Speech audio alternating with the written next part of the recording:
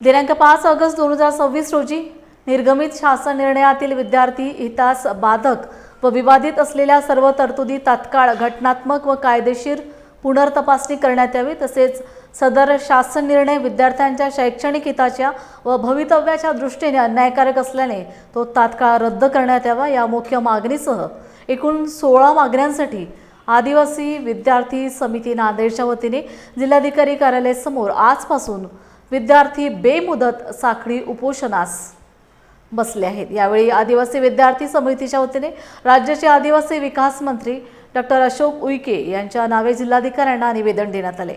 या प्रसंगी शासकीय आदिवासी मुलामुलींच्या वसतिगृहातील विद्यार्थी विद्यार्थिनी मोठ्या संख्येने उपस्थित होते।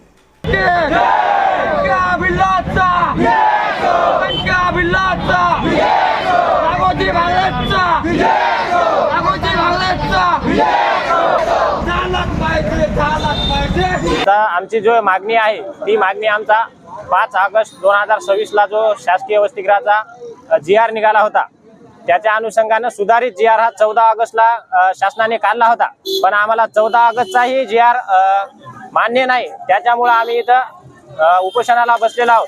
शासनाने आमची दखल घेऊन जो GR आहे शासकीय वसतिगृहाचा आणि त्याच्यात मेन मुद्दा जो आहे 30 वर्षाच्या आत हा तात्काळ निकाली काढावा हे आमची मागणी आहे आणि त्याच्यामुळे आम्ही इथं उपोषणाला बसलो आहोत। सर्वस्व महाराष्ट्रभर आंदोलन पेटलं आहे। त्याच्यामुळे आम्ही सर्व वसतिगृहाला नागपूर पुणे यांच्या वसतिगृहाला पाठिंबा म्हणून आम्ही आज इथं नांदेड येथे जिल्हाधिकारी कार्यालयासमोर उपोषणाला बसलो आहोत। मागण्या जर मान्य नाही झाल्या तर आम्ही पुढचं पाऊल आमरण उपोषणाला बसण्याचा इशारा देत आहोत। माझं नाव त्रिवेणी लक्ष्मण एनलेवाड। आम्ही सर्व विद्यार्थी नांदेड येथील आदिवासी वसतिगृहातून आलेले आहोत।